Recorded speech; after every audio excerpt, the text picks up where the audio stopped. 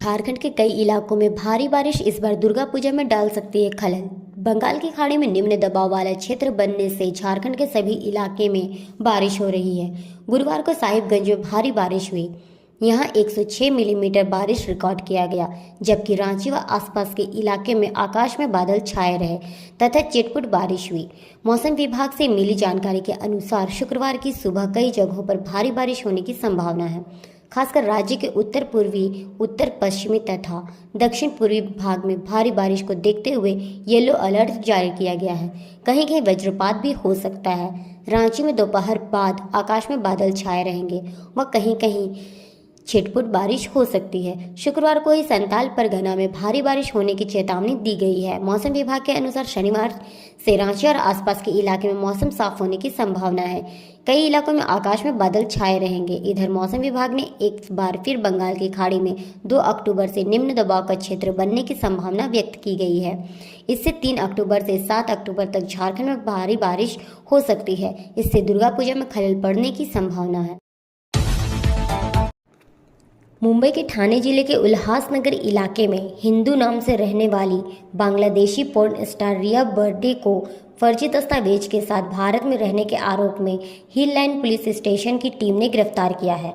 Police की team रिया के भाई और बहन की तलाश कर रही है। मामले की छानबीन कर रहे एक पुलिस अधिकारी ने शुक्रवार को बताया कि रिया के बारे में गोपनीय जानकारी उसके ही मित्र प्रशांत मिश्रा ने दी थी। इसके बाद रिया और उसके परिवार के कागज पत्र की तलाश की गई।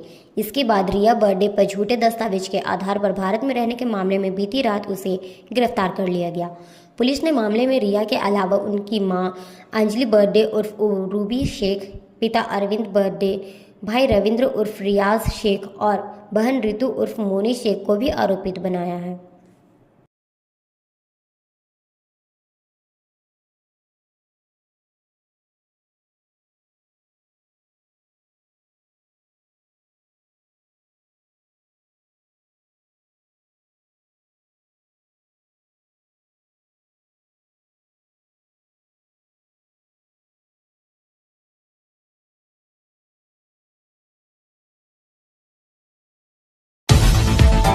रायपुर में बहुत चर्चित शराब घोटाले के मामले में झारखंड के मुख्यमंत्री हेमंत सोरेन के करीबी आईएएस अधिकारी विनय चौबे के खिलाफ छत्तीसगढ़ ईओडब्ल्यू ने धारा 420 और 120 के तहत केस दर्ज किया है।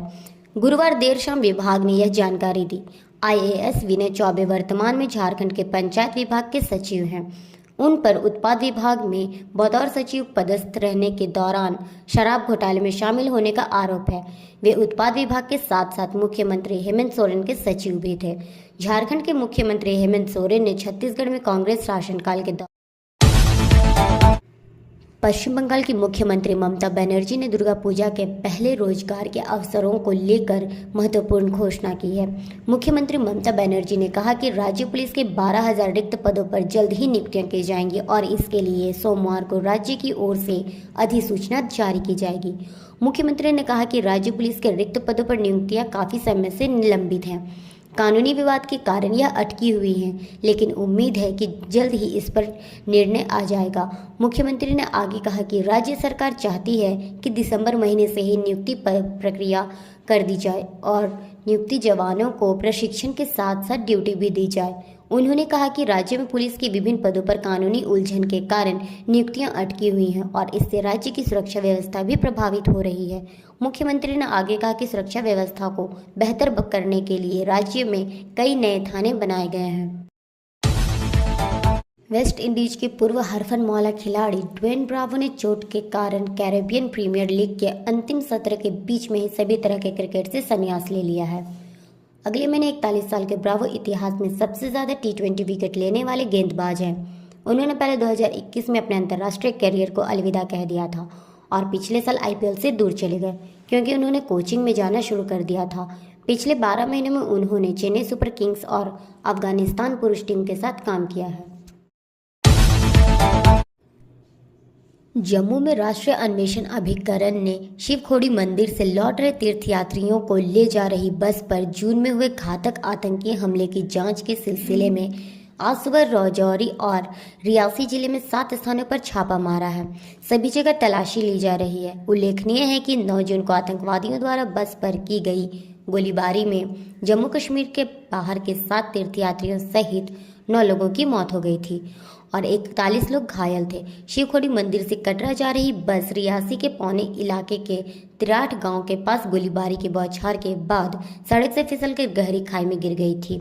मरने वालों में राजस्थान का 2 वर्षीय बच्चा और उत्तर प्रदेश का 14 वर्षीय किशोर भी शामिल था। जापान में सत्तारूढ़ लिबरल डेमोक्रेटिक पार्टी आज अपना नया नेता चुनेगी। इस बार रिकॉर्ड 9 उम्मीदवार चुनाव मैदान में हैं।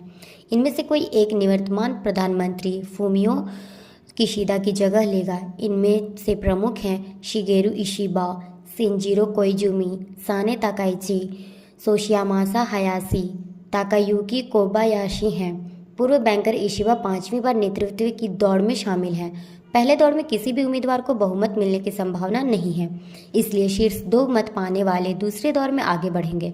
जापान के राजनीतिक विश्लेषकों का मानना है कि पूर्व प्रधानमंत्री जुनिचिरो कोइजुमी के बेटे शिंजिरो कोइजुमी को 2009 में संसद के लिए चुने जाने के बाद से शीर्ष पद के लिए संभावित उम्मीदवार माना जा रहा है। अगर वह चुने जाते हैं तो 43 साल की उम्र में वह जापान के सबसे कम उम्र के प्रधानमंत्री होंगे।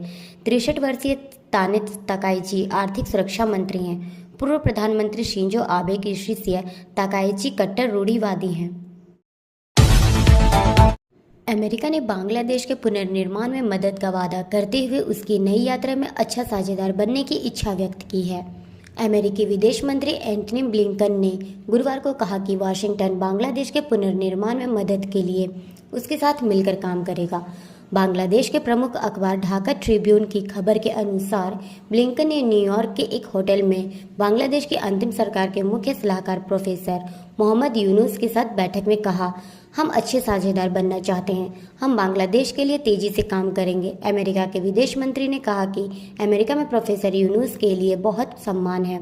वो इस बात की प्रशंसा करते हैं कि उन्होंने महत्वपूर्ण समय में देश का नेतृत्व संभाला। पाकिस्तान के सबसे अशांत प्रांत खैबर पख्तूनख्वा के स्वाबी पुलिस स्टेशन में गुरुवार रात एक विस्फोट में एक बच्चे की मौत हो गई और 31 लोग घायल हो गए। घायलों में अधिकतर पुलिसकर्मी हैं। स्वाबी थाना पेशेवर से लगभग 70 किलोमीटर दूर है। ARY न्यूज़ की खबर में अधिकारियों के हवाले से बताया गया है कि यह विस्फोट थाने के एक कमरे में शॉर्ट सर्किट के कारण हुआ। इस कमरे में हथियार और रिकॉर्ड रखा हुआ था। स्वाबी जिला अस्पताल के अधिकारियों ने पुष्टि की है कि एक बच्चे को मृत अवस्था में लाया गया। 26 घायलों को यहां भर्ती किया गया। बाकी गंभीर रूप से घायल 5 अन्य को बाचा खान मेडिकल कॉम्प्लेक्स स्थानांतरित कर दिया गया। दशहरा के बाद दिवाली आएगा, उसके बाद छठ भी आएगा। इन त्योहारों में जो काम के सिलसिले में अपने घर से दूर रहते हैं वो वापस आते हैं। ये ज़्यादातर ट्रेन की यात्रा करके अपनों के बीच त्यौहार मनाने पहुंचते हैं। ऐसे लोगों के लिए रेलवे खुशखबरी लेकर आया है। जी हाँ, त्योहारों का मौसम नज़दीक आता देख भारतीय रेलवे ने दुर्गा पूजा, दिवाली और छठ के मौके पर 1 करोड़ से अधिक यात्रियों की सुविधा के लिए 6000 स्पेशल ट्रेन चलाने का फैसला किया है। रेल मंत्री अश्विनी वैष्णव की ओर से इस बाबत जानकारी दी गई है। उन्होंने मीडिया को जानकारी दी कि त्यौहार के दौरान अत्यधिक भीड़ भाड़ को देखते हुए 108 ट्रेनों में अतिरिक्त सामान्य डिब्बा जोड़ने के अलावा 12,500 डिब्बे स्वीकृत किए गए हैं। विशेष तौर पर बिहार, उत्तर प्रदेश और पश्चिम बंगाल जाने वाले कई रेल मार्गों पर दुर्गा पूजा, दिवाली और छठ के त्यौहार के दौरान भारी भीड़ रहती है। JSSC CGL एग्जाम के पेपर लीक के आरोपों के बीच अब नेता प्रतिपक्ष अमर कुमार बावरी ने इस परीक्षा पर सवाल खड़े किए हैं। उन्होंने हेमंत सरकार पर निशाना साधते हुए कहा कि सरकार राज्य के युवाओं के साथ खिलवाड़ कर रही है। CGL परीक्षा में बड़े बड़े दावे किए गए, लेकिन इसके बावजूद सरकार ने नौकरी बेचने का काम किया। अमर बावरी ने कहा, परीक्षा के नाम पर पूरे राज्य में इंटरनेट बंद कर दिया गया। सरकार ने रात के 2 बजे से इसलिए इंटरनेट सेवाओं को बंद कर दिया ताकि ये लोग रात में ही प्रश्न पत्र बांट सकें। इंटरनेट बंद करने का तर्क यह दिया गया कि असम सरकार ने भी परीक्षा में इंटरनेट बंद कर दिया, लेकिन सच्चाई यह है कि असम में काफ़ी पहले ही सूचना दे दी गई थी। तमिलनाडु के मुख्यमंत्री M.K. स्टालिन ने शुक्रवार को दिल्ली में प्रधानमंत्री नरेंद्र मोदी से मुलाकात की और विभिन्न कल्याणकारी योजनाओं को लागू करने के लिए राज्य को लंबित धनराशि जल्द जारी करने की मांग की। मुख्यमंत्री ने तमिल मछुआरों के हितों की रक्षा के लिए व्यक्तिगत रूप से हस्तक्षेप करने का भी अनुरोध किया। तमिलनाडु के मुख्यमंत्री एम.के. स्टालिन ने पत्रकारों से कहा कि प्रधानमंत्री के साथ उनकी यह एक शिष्टाचार मुलाकात थी। उन्होंने कहा, मैंने प्रधानमंत्री मोदी से 3 महत्वपूर्ण अनुरोध किए हैं। मैंने उन्हें हमारे अनुरोधों को सूचीबद्ध करते हुए एक विस्तृत ज्ञापन सौंपा है।